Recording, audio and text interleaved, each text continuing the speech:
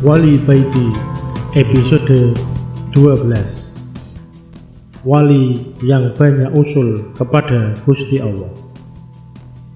Setelah cerita soal Gus Dur, Wali Baiti ngelonyor pergi. Dia berjalan terus tanpa memperdulikan arah dan tujuan. Berjalan terus sambil menikmati rokoknya. Sudah beberapa lama dan seberapa jauh Wali Baiti berjalan, dia sendiri tidak tahu. Wali Baiti seperti tidak sadar, tiba-tiba saja hatinya dipenuhi dzikir dengan Allah dan bersama Allah. Wali Baiti merasakan seakan-akan dia tidak berjalan di atas bumi. Dia seperti terbang, tubuhnya ringan dan hatinya dipenuhi kebahagiaan. Wali Baiti baru tersadar ketika adzan subuh berkumandang dan dilihatnya di depan ada sebuah masjid yang semuanya terbuat dari bambu. Wali Baiti berhenti sebentar. Dilihatnya di dalam masjid sudah banyak sekali orang. Ada yang pakai jubah, pakai serban, ada juga yang pakai sarung dan kopiah. Ada juga yang memakai celana tapi tetap juga pakai kopiah. Yang membuat Wali Baiti kagum adalah di dalam dan di luar masjid itu tidak ada lampu sama sekali. Tapi masjid dan areal sekitarnya tampak terang benderang. Tampak cahaya keluar daripada orang-orang yang berada di dalam masjid. Cahaya mereka inilah yang menerangi seluruh masjid.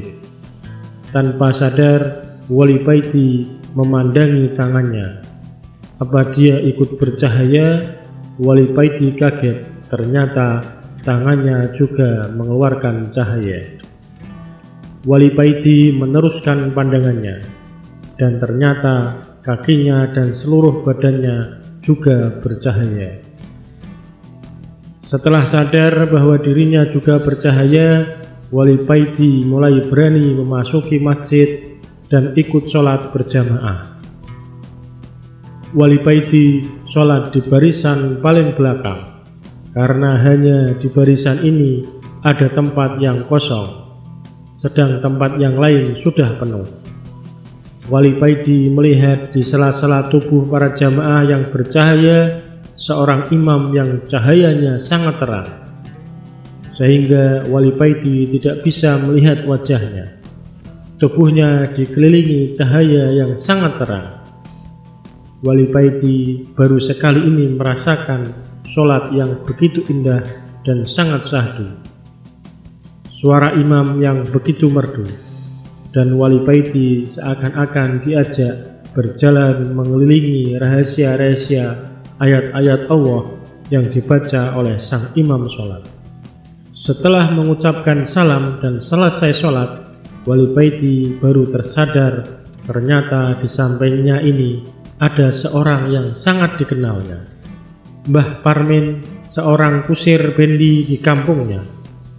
Ternyata Mbah Parmin ini tubuhnya juga bercahaya. Sebelum Wali Baiti hilang dari rasa kagetnya, Mbah Parmin sudah berkata kepadanya, "Baiti, tolong kalau nanti di rumah jangan bilang siapa-siapa tentang masalah ini." "Baik, Mbah," jawab Wali Baiti meneruskan zikirnya. Sehabis zikir, baru Wali Baiti mulai ngobrol lagi dengan Mbah Parmin. "Mbah, siapa yang imami sholat subuh ini?" tanya Wali Baiti. "Beliau baginda Nabi Muhammad," jawab Mbah Parmin. "Dan di barisan depan itu adalah wali-wali kutub, dan di barisan berikutnya wali-wali yang derajatnya di bawah wali kutub. Mereka berbaris sesuai tingkatannya, baik yang sudah meninggal maupun yang masih hidup. Semuanya hadir di sini." Mbah Parmin meneruskan penjelasannya. Wali Baiti tersenyum dan Mbah Parmin juga tersenyum karena mereka berdua sadar kalau berada di barisan yang paling belakang. Tidak lama kemudian, acara dilanjutkan dengan bersalam-salaman sambil membaca sholawat.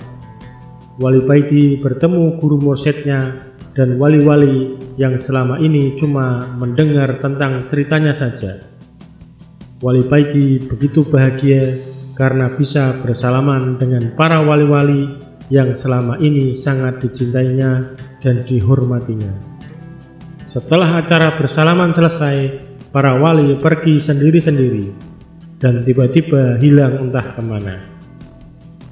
Tinggal Wali Paiti dan Mbah Parmin aja yang berada di dalam masjid. Setelah semua sudah pergi, baru Wali Paiti dan Mbah Parmin keluar dari masjid.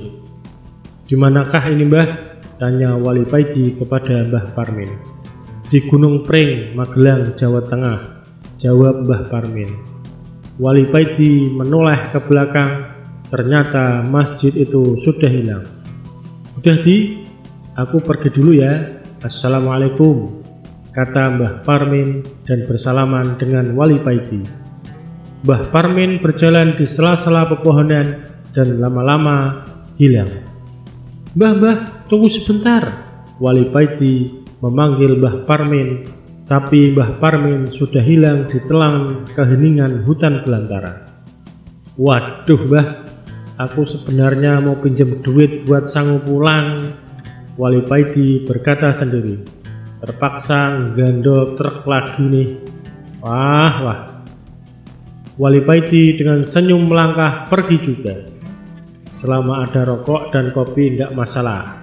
Syukur alhamdulillah," ucap Wali Paiti dengan mengeluarkan rokok dari selipan kopiahnya lalu menyalakannya dan meneruskan perjalanannya. Wali Paiti tidak berani mencoba ilmu melipat bumi yang dimilikinya karena Wali Paiti takut kesasar lagi seperti waktu itu. Wali Paiti berjalan sambil mengenang kembali pertemuannya dengan para wali juga baginda Nabi barusan. Walaupun Paiti tidak dapat begitu jelas melihat wajah Rasulullah karena sangat terangnya nur cahaya terpancar dari tubuh Rasulullah. Wali Paiti masih ingat perkataan Rasulullah ketika acara bersalam-salaman tadi, bahwa bala atau azab Allah akan turun. Para wali disuruh oleh baginda Nabi untuk bersiap-siap menerimanya sesuai dengan tingkatannya. Ketika bala atau azab turun, yang menanggung pertama kali adalah para wali-wali Allah sesuai dengan tingkatannya. Semakin tinggi derajatnya, semakin besar pula azab yang ditanggungnya. Para wali ini melakukan hal tersebut supaya ketika azab itu sampai kepada umat manusia lainnya tinggal sedikit dan ringan. Masya Allah, betapa besar rasa cinta mereka kepada kita semua. Kadang bala atau azab Allah itu tidak sampai menimpa umat manusia karena sudah habis ditanggung para wali. Kalau bala atau azab Allah itu begitu besar dan luas, maka azab itu baru menimpa manusia. Dan bala atau azab yang paling ringan yang diterima oleh umat manusia adalah ndas ngeluh, nggak ngerti sebabnya. Kepala pusing, tidak tahu penyebabnya, disertai dengan perasaan sedih dan galau yang tidak tahu penyebabnya juga. Tanpa terasa, Wali Paiti sudah sampai di jalan raya. Dan dilihatnya ada sebuah truk yang melintas. Wali Paiti menyetop dan minta nunutan. Sekian.